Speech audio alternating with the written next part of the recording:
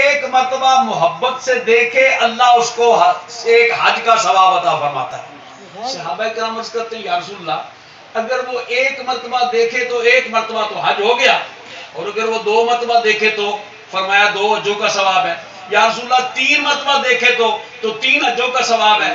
سرکار نے فرمایا اگر وہ صبح سے لے کر شام تک 100 مرتبہ بھی اپنے ماں باپ کے چہرے کو دیکھتا ہے تو اللہ تعالیٰ 100 حجوں کا ثواب عطا فرماتا ہے۔ یہ کوئی محکمہ تو نہیں ہے نا جس کا ایک لمیٹڈ کوٹا ہوتا ہے کہ اتنا دے سکتے ہیں اتنا نہیں دے سکتے۔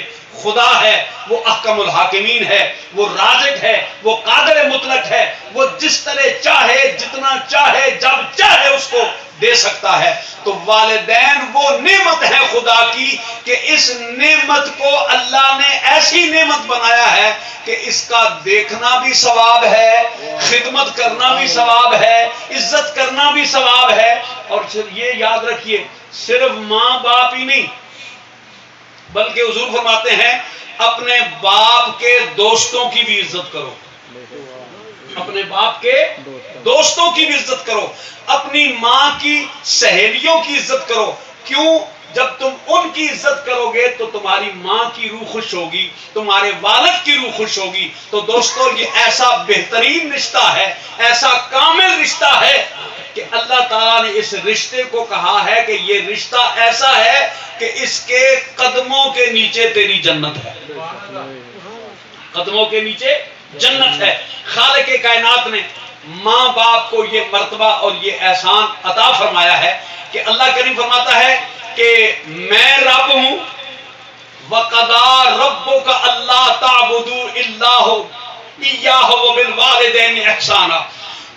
اللہ نے لفظ رب کا اطلاق اپنے اوپر کیا کہ میں رب ہوں، اور قرآن کے اندر فرماتا ہے کما ربیانی صغیرا، ان کو بھی مجازی طور پر لفظ رب استعمال کیا گیا ہے کیونکہ رب خدا حقیقی طور پر پالتا ہے اور یہ درمیان میں وسیلہ اور مجاز ہوتے ہیں، پالنے کا سبب اور ذریعہ بنتے ہیں۔ اس لیے میرے بھائیوں جن کے ماں باپ زندہ ہیں ان کی عزت کرو، ان کی خدمت کرو، ان سے پیار کرو، ان کے تعلق کا خیال کرو، ان کی دوستی کا خیال کرو، ان کی نسبتوں کا خیال کرو۔ وہ جس سے محبت کرتے تھے تم بھی محبت کرو، وہ جس سے پیار کرتے تھے تم بھی پیار کرو۔ جب تم ایسا کرو گے تو ان کی قبر میں روح خوش ہوگی۔ سرکار کی ایک حدیث سناؤں، حضور فرماتے ہیں کہ جس بندے کو تنگ دستی ہو، پریشانی ہو، غربت ہو تو وہ کیا کرے کہ وہ اپنے ماں باپ کی قبر پہ جا کر دعا کرے۔ غور کیجئے کہ خدا تو یہاں بھی وہی سنتا ہے نا، بھئی رزق تو خدا نے دینا ہے نا، کسی اور نے تو نہیں دینا۔ مسجد میں دعا کرو گے تو بھی اللہ ہی رزق دے گا، گھر دعا کرو گے تو بھی اللہ ہی رزق دے گا، خانہ خدا میں دعا کرو گے تو بھی اللہ ہی رزق دے گا۔ لیکن اس کی کیا وجہ ہے کہ اللہ حضور فرماتے ہیں کہ ماں باپ کی قبر پہ جا کر دعا کر، اللہ تو تیرے رزق میں برکت عطا فرمائے گا۔ اس کا مقصد یہ ہے کہ جس طرح تیری ماں تجھ پر کریم ہے نا کوئی اور کریم نہیں ہے، جس طرح تیرا باپ تجھ پر کریم ہے اس طرح کوئی اور کریم نہیں ہے۔ ان کے کرم کے صدقے میں اللہ تیری مشکلوں کو آسان فرما دے۔ اللہ تعالیٰ کروڑا رحمتیں اور برکتیں عطا فرمائے۔ جناب محترم الحاج محمد اعظم چشتی رحمت اللہ تعالیٰ علیہ اس ماں کی نسبت کو اور عظمت کو بیان کرتے ہوئے ارشاد فرماتے ہیں، آپ فرماتے ہیں کہ ماں ورگا غمخار نہ کوئی، جانے کون حقیقت ماں دی، کسے بازاروں کسے دکانوں نہیں لبدی الفت ماں دی، تے جس دے پلے یارو عمل نہ کوئی، او نتوے کے صورت ماں دی، آزم لکھ حجاں تو افضل ایک وار زیارت ماں دی۔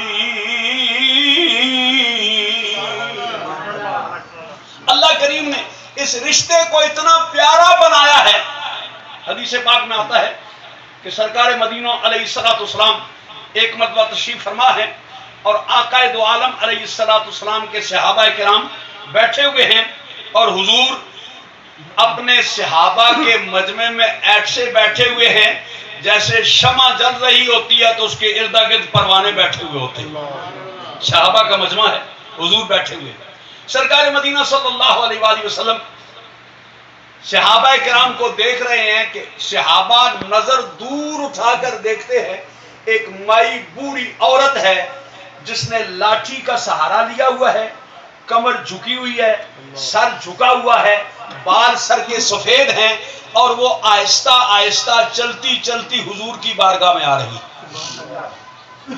جب وہ مائی حضور کی بارگاہ میں آئی، سرکار کے پاس بیٹھی، حضور کھڑے ہو گئے استقبال کے لیے، تعظیم کے لیے کھڑے ہو گئے.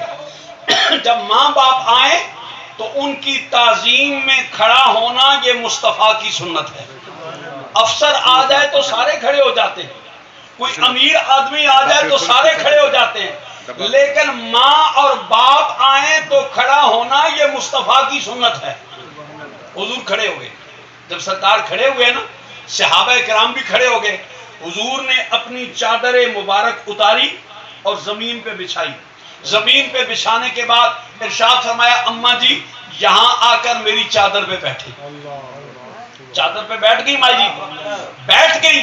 اب ذرا تھوڑا سا یہاں پر غور کیجئے گا، میں ایک دو لمحے کے لیے آپ کی توجہ چاہتا ہوں. یہ چادر بنی ہوئی تو کسی دھاگے کی ہے، لیکن یہ چادر اتنی قیمتی ہے کہ میرا رب اس کی قسمیں کھا رہا ہے. سبحان اللہ. یار اس وقت جو کپڑے بنتے تھے وہ کھدڑ کے ہوتے تھے، موٹے موٹے کپڑے. ابھی آج سے 100 سال پیچھے چلے جائیں تو کون اس وقت ویلے پہنتا تھا اور کون نرم و نازک کپڑے ہوتے. کوئی امیر کبیر بندہ ہو تو تھوڑا سا اچھا کپڑا پہن لے، وگرنہ اکثر کھدڑ کے کھڈی کے بنے ہوئے کپڑے ہوتے. آج کل تو ہم بھول گئے ہیں وہ. اس زمانے کی بات ہے جب کھڈی کے ہاتھوں کے بنے ہوئے موٹے موٹے کپڑے ہوتے تھے. وہ موٹی موٹی بنی ہوئی چادر تو کسی بندے کے ہاتھوں کی بنی ہوئی ہے، لیکن وہ چلتی چلتی جب مصطفیٰ کے جسم پہ آئی ہے تو میرا رب کہتا ہے یا ایھا المزمل یا ایھا المدثر. اب وہ چادر عام نہیں رہی، وہ قرآن کا حصہ بن گئی ہے. آپ میری چادر کا 1000 بار ذکر کریں کوئی ثواب نہیں ہے، قاری صاحب کی چادر کا ذکر کریں کوئی ثواب نہیں ہے، حاجی صاحب کی چادر کا ذکر کریں کوئی ثواب نہیں ہے، لیکن صرف یا ایھا المزمل صبح سے لے کر شام تک پڑھتے رہیں، جتنے لفظ اس کے اندر آتے ہیں اتنے لفظوں کا ثواب اللہ تعالیٰ عطا فرماتا ہے. یہ وہ عام چادر نہیں ہے. اور بات محبت کی آ جاتی ہے. کسی اہل محبت نے کہا ہے کہ ایک وہ ہستی ہے جس کو چادر ملی ہے، ایک وہ ہستی ہے جس کو چادر والا ملا ہے. فرماتے ہیں کہ ایک نو مل گئی چادر سونی.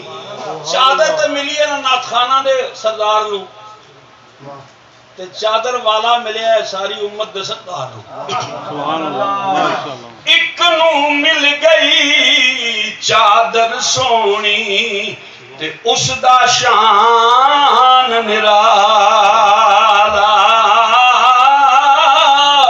واہ واہ شان صدیق اکبر دا او جنوں مل گیا چادر والا.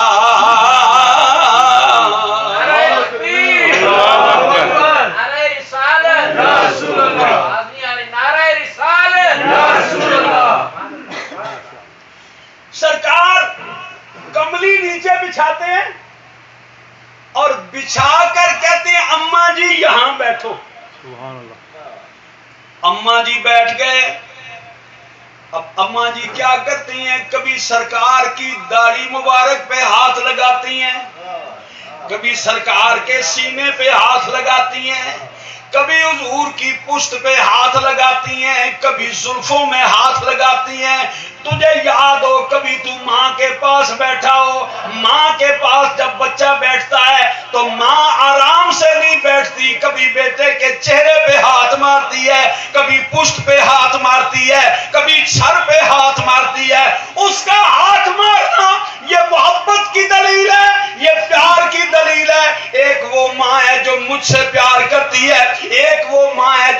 صاحب سے پیار کرتی ہے، ایک وہ ماں ہے جو سہیل صاحب سے پیار کرتی ہے، ایک وہ ماں ہے جو ساجد صاحب سے پیار کرتی ہے۔ میں قربان اس ماں پر جو ساری دنیا کے سردار محمد عربی سے پیار کر رہی ہے۔ سرکار مدینہ سے محبت کر رہی ہے، پیار کر رہی ہے۔ اب ذرا غور سے سنو کہ یہ ماں کس سے پیار کر رہی ہے؟ ادب گاہست زیر آسماں از عرش نازک تر، ادب گاہست زیر آسماں از عرش نازک تر، نفس گم کردہ بھی آیت جنید و بایزیدی جا، جس کے پاس کھڑے ہو کر جبرائیل بھی پوچھتا ہے مولا جگاؤں کیسے، اس مصطفیٰ کی زلفوں سے جناب سیدہ حلیمہ کھیل رہی ہے۔ جب ماں جی پیار کر کے چلی گئی، رخصت کیا حضور نے، تحائف دیے، گفٹ دیے، انعام دیا۔ جب ماں جی چلی گئی تو صحابہ کرام پوچھتے ہیں یا رسول اللہ، یہ کون خوش نصیب ہے، یہ کون خوش بخت ہے جو اتنی بے تکلفی سے آپ سے محبت کر رہی ہے، آپ سے پیار کر رہی ہے، آپ سے الفت کر رہی ہے۔ میرے آقا فرماتے ہیں میرے صحابہ، میں نے اپنی ماں کا پیار نہیں دیکھا، ماں کی محبت نہیں دیکھی۔ میرے دنیا میں آنے سے پہلے میرے والد انتقال کر گئے، میری 6 سال کی عمر تھی، میری ماں انتقال کر گئی۔ جب تھوڑا سا بڑا ہوا دیگر رشتہ دار بھی، چچا بھی انتقال کر گئے۔ یہ وہ ماں ہے جس نے مجھے باپ کی محبت بھی دی ہے، ماں کی محبت بھی دی ہے، چچی کی محبت بھی دی ہے۔ یہ مجھے دودھ پلانے والی حلیمہ سعدیہ ہے، یہ مجھے دودھ پلانے والی حلیمہ سعدیہ ہے۔ کسی اہل محبت نے بڑا ہی پیارا ترجمہ کیا ہے، فرماتے ہیں دال دائی حلیمہ دے پاگ جاگے،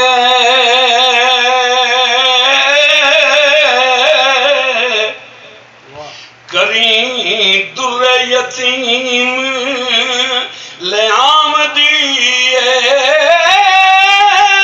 او جدے قدماں دی خاک نو نبی ترسم، او دے لباں تے لباں پئی لام دیئے۔ صحابہ کرام پوچھتے ہیں یا رسول اللہ یہ کون ہے؟ فرمایا یہ مجھے دودھ پلانے والی حلیمہ سعدیہ ہے۔ کملی والے نے میسج دیا آپ کو، ہمیں میسج دیا۔ لوگوں، ایک وہ ماں ہے جو جنم دیتی ہے، ایک وہ ماں ہے جو 9 مہینے اپنے بطن میں رکھتی ہے، ایک وہ ماں ہے جو جنم دیتے وقت تیری 1000 تکلیفیں برداشت کرتی ہے، ایک وہ ماں ہے جو فقط دودھ پلاتی ہے۔ او میری سنت کو دیکھو، اگر میں دودھ پلانے والی سے اتنا پیار کرتا ہوں تو پھر میں جنم دینے والی ماں سے کتنا پیار کروں گا۔ بدقسمتی ہوتی ہے، بعض لوگوں کی بدقسمتی ہوتی ہے، کچھ لوگوں کا یہ نظریہ ہے، خیال ہے کہ حضور نے اپنی ماں کی قبر کی زیارت کی اجازت چاہی۔ توجہ کرنا، یہ عقیدے کی بات عرض کرنے لگا ہوں، اہل علم حضرات ذرا غور کریں۔ کچھ لوگ کہتے ہیں کہ حضور نے اپنی ماں کی قبر کی اجازت چاہی تو مل گئی، لیکن جب دعا کی اجازت چاہی تو اللہ نے منع کر دیا، دعا نہیں کرنی۔ وجہ کیا ہے؟ اب تشریح کا ٹائم نہیں، بس 60 لفظوں میں 2 لفظوں میں سن لیں۔ دعا سے منع کر دیا، معاذ اللہ خاکم بدہن کہ والدہ آپ کی معاذ اللہ مسلمان نہیں تھی، اس لیے دعا سے منع فرما دیا۔ ذرا غور کیجئے، اگر یہ فلسفہ سمجھا جائے تو میں سوال کرتا ہوں، اگر یہ ہے بات کہ معاذ اللہ وہ مسلمان نہیں تھی تو کیا کسی غیر مسلم کی قبر پہ جانے کی اجازت ملتی ہے؟ قرآن کی نص کہتی ہے اے محبوبہ، نہ جب کوئی کافر مر جائے نہ اس کے لیے دعا کرنی ہے، نہ اس کی قبر پہ جانا ہے، ولا تصلی علی احد، یعنی اس کی نماز جنازہ بھی نہیں پڑھنی اور اس کی قبر پر بھی نہیں جانا۔ حضور نے اپنی ماں کی قبر کی اجازت چاہی،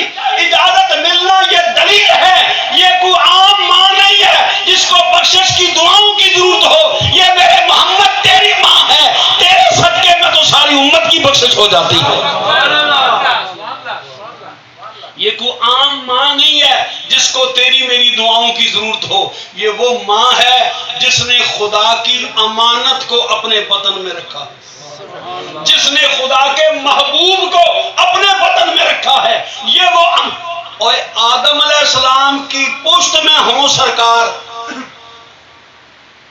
تو اللہ تعالیٰ کہتا ہے میرے آدم اس کے صدقے میں تیری دعا قبول ہو گئی ہے، اس کے صدقے میں تیری دعا قبول ہو گئی۔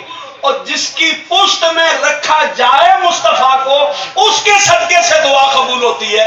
تو جس نے 9 مہینے مصطفیٰ کو اپنے بطن میں رکھا ہے، اس ماں کا کیا مقام اور کیا مرتبہ ہوگا۔ اللہ اکبر۔ دوستان محترم، بات لمبی ہو جائے گی، ٹائم مختصر ہے۔ والدہ وہ شخصیت ہے، وہ نعمت ہے خدا کی کہ اس نعمت کا کوئی نعمت بدل نہیں۔ اور مصطفیٰ نے فرمایا تمہاری جنت تمہاری ماں کے قدموں کے نیچے ہے۔ آپ اگر توجہ فرمائیں تو ایک پیار کی بات عرض کرنے لگا ہوں۔ جنت تو ماں باپ دونوں ہیں۔ حضور کی حدیث ہے کہ یہ تمہاری جنت بھی ہیں اور تمہاری دوزخ بھی ہیں، یعنی اگر عزت احترام ادب کرو گے تو یہ دونوں جنت ہیں، اور اگر خدا نہ خواستہ تم نہیں کرو گے تو تمہارے لیے دوزخ ہیں۔ ادب کرو گے تو جنت ہیں، نہ کرو گے تو تمہارا نقصان ہے۔ لیکن سوچنے والی بات ہے کہ کلیئر کٹ والدہ کا نام لے کر حضور نے فرمایا جنت ماں کے قدموں کے نیچے ہے۔ باپ کے بارے میں یہ الفاظ نہیں ہے، یہ جنرل الفاظ ہیں، یہ تمہاری جنت بھی ہے تمہاری دوزخ بھی ہے، لیکن بائی نیم والد کے بارے میں یہ الفاظ نہیں ہے، یہ صرف ماں کے بارے میں ہے۔ علماء محدثین فرماتے ہیں کہ حدیث تو لکھ دی جاتی ہے لیکن اس پر غور کرنا یہ اہل دانش کا سلیقہ ہوتا ہے، اہل علم کا سلیقہ ہوتا ہے۔ اس کی کیا وجہ ہے کہ ماں کا نام تو کلیئر آ گیا کہ جنت ماں کے قدموں کے نیچے ہے، باپ کا کلیئر نہیں آیا۔ محدثین فرماتے ہیں اس میں ایک نقطہ ہے، راز ہے۔ راز یہ ہے کہ عموماً بندے کو باپ کی طرف سے وراثت ملنے کا حق ہوتا ہے، ماں کی طرف سے کم لوگوں کو وراثت ملتی ہے اور باپ کی طرف سے اکثر لوگوں کو وراثت ملتی ہے۔ آپ نے دیکھا ہوگا کہ نان کی وراثت تو خال خال کسی کی ہوتی ہے، عموماً والد کی طرف سے ورثہ ملتا ہے۔ فرماتے ہیں اس کے اندر نکتہ یہ ہے کہ جب باپ بوڑھا ہو گیا تو بیٹا خدمت کرے کہ اگر باپ ناراض ہو گیا تو وراثت نہیں دے گا، ناراض ہو گیا تو وراثت نہیں دے گا۔ تو اگر ماں بوڑھی ہو گئی تو اس سے تو وراثت ملنی نہیں ہے، اس کی خدمت کون کرے گا، اس کی عزت کون کرے گا۔ محدثین فرماتے ہیں رب نے بتایا کہ باپ کی خدمت کر، اس سے تجھے دنیا کی وراثت ملے گی۔ الجنت تحت اقدام امہا، ایک جنت کی وراثت ہے، وہ تیری ماں کے قدموں کے نیچے ہے۔ ماں راضی ہے تو اللہ جنت عطا فرما دے گا۔ اللہ اکبر۔ دوستان محترم، یہ ایسا پیارا اور ایسا حسین رشتہ ہے، ایسا محبت والا رشتہ ہے۔ جن کے ماں باپ زندہ ہیں ان کی خدمت کرو، ان کی عزت کرو، ان کا ادب کرو، ان کو دیکھنا بھی ثواب ہے، ان کی خدمت کرنا بھی ثواب ہے۔ اور اگر خدا نہ خواستہ وہ دنیا سے رخصت ہو گئے ہیں تو سرکار فرماتے ہیں جس طرح ماں باپ زندہ ہوں تو خدمت کرنی ضروری ہے، اسی طرح وہ فوت ہو جائیں تو ان کے لیے دعا کرنی ضروری ہے۔ ہمارا مذہب بھی تو عجیب ہے نا، ہمارا مذہب جو ہے وہ کٹ آف کرنے والا نہیں ہے، ہمارا مسلک کاٹنے والا نہیں ہے، ہمارا مسلک جوڑنے والا ہے۔ ہم قرآن، لفظ قرآن کا معنی کیا ہے؟ یہ قرآن سے بنا ہے یعنی پڑھنے والی کتاب، کرن سے بنا ہے ملانے والی کتاب، یعنی ہم قرآن کے ماننے والے ہیں، قرآن ملانے والا ہے، یہ رشتے کاٹنے والا نہیں ہے، ملانے والا ہے۔ سرکار مدینہ کے غلاموں، ماں باپ دنیا سے رخصت ہو گئے، جب زندہ ہیں ان کی خدمت کرو، ان کی سہیلیوں کی خدمت کرو، ان کے اقربا کی خدمت کرو۔ جب ماں باپ دنیا سے رخصت ہو جائیں تو اب شریعت کیا کہتی ہے؟ شریعت کہتی ہے جس طرح وہ زندہ تھے ان کی خدمت کرنی ضروری تھی، اب فوت ہو گئے ہیں، ان کے لیے دعائے ایصال ثواب کرنی ضروری ہے، صدقہ و خیرات کرنا ضروری ہے، ان کے نام پر دینا ضروری ہے۔ سرکار مدینہ صلی اللہ علیہ وآلہ وسلم کی ایک حدیث مبارک ہے، حضور ارشاد فرماتے ہیں کہ ایک آدمی قیامت کے دن اٹھے گا تو اس کے نامہ اعمال میں احد پہاڑ کے برابر نیکیاں ہوں گی۔ احد پہاڑ کے برابر، جن حضرات نے عمرہ کیا ہے، حج پہ گئے ہیں، ان کو پتا ہے احد پہاڑ کتنا بڑا ہے۔ سرکار فرماتے ہیں کہ احد پہاڑ کے برابر اس کی نیکیاں ہوں گی۔ بندہ کہے گا یا اللہ یہ نیکیاں میری تو نہیں ہیں، میں تو یہ کام نہیں کر سکتا تھا، میرے پاس تو فرصت ہی نہیں تھی، ٹائم ہی نہیں تھا، میں تو اتنا بیزی تھا کہ میں اپنے بچوں کو بھی ٹائم نہیں دیتا۔ ہے تو آج کل ایسے ہی کام چل رہا ہے نا، ہمارے پاس ٹائم نہیں ہے، لیکن وہ جو ہمارے پیچھے آ رہی ہے نا، اس کا اتنا پرفیکٹ ٹائم ہے کہ جب وقت آئے گا تو ایک لمحہ بھی آگے پیچھے نہیں ہوگا۔ اذا جاء اجلهم لا يستاخرون ساعة ولا يستقدمون، آگے پیچھے نہیں ہوگا۔ کہے گا یا اللہ میرے پاس تو ٹائم نہیں تھا، یہ نیکیاں کس کی ہیں؟ یہ نمازیں ہیں، یہ صدقہ ہے، یہ خیرات ہے، یہ کہیں مسجد میں چندہ ہے، کہیں مدرسے میں چندہ ہے، کہیں جناب کوئی قالینوں کا ثواب ہے، کہیں مسلوں کا ثواب ہے، یا اللہ یہ کہاں سے آیا؟ خالق کائنات کہے گا یہ تیری کمائی نہیں ہے، یہ تیرے بیٹے کی محنت ہے کہ وہ تیرے لیے صدقہ و خیرات کرتا تھا، اللہ نے اس کے وسیلے سے تجھے یہ اجر عظیم عطا فرمایا۔ دوستان محترم، یہ بات اپنے دل پہ لکھ لیجئے کہ سرکار کی تعلیمات یہ ہیں کہ کرتا بیٹا ہے، ثواب ماں باپ کو جاتا ہے، تو ماں باپ کے نام اعمال میں جو درج ہوتا ہے ان کے درجے بلند ہوتے ہیں۔ اچھا ایک اور بات یاد رکھیے، ضروری نہیں کہ ہر بندہ نیکیوں کا محتاج ہو۔ مثال کے طور پر کسی کے پاس نیکیاں کم ہیں، اس کو تو ضرورت ہے، ایک بندے کی اپنی نیکیاں بہت زیادہ ہیں۔ مثال کے طور پر حضور غوث پاک کو تو ہماری نیکیوں کی ضرورت نہیں ہے، حضرت خواجہ غریب نواز کو تو ہماری نیکیوں کی ضرورت نہیں ہے، حضرت صدیق اکبر کو تو ہماری نیکیوں کی ضرورت نہیں ہے، حضرت فاروق اعظم کو، حضرت عثمان غنی کو، مولا مرتضیٰ کو، امام حسین کو، امام حسن کو، ان کی نیکیوں، ان کو ہماری نیکیوں کی ضرورت نہیں ہے۔ اب مسئلہ کیا ہے؟ مسئلہ یہ ہے کہ ان کو ضرورت نہیں ہے لیکن ہمیں تو ضرورت ہے نا، ہم تو حاجت مند ہیں۔ جب تم ان کے نام پر نیکی کرو گے جن کو نیکیوں کی ضرورت نہیں ہے تو اللہ تعالیٰ تمہاری نیکیوں کی وجہ سے ان کے درجات بلند کرے گا۔ جب ان کے درجات بلند کریں گے تو وہ تمہارے لیے دعا کریں گے، اللہ تعالیٰ تمہارے گناہوں کو معاف فرما دے گا۔ سرکار کی حدیث بسم اللہ، میرے کو چاہیے کہ نہیں یہ بڑے برکتی والے مولویاں نے پیسے بڑے برکتی والے ہوں گے، یہ پہلا کدھر کرو۔ ایک بار درود شریف پڑھ لیں، السلام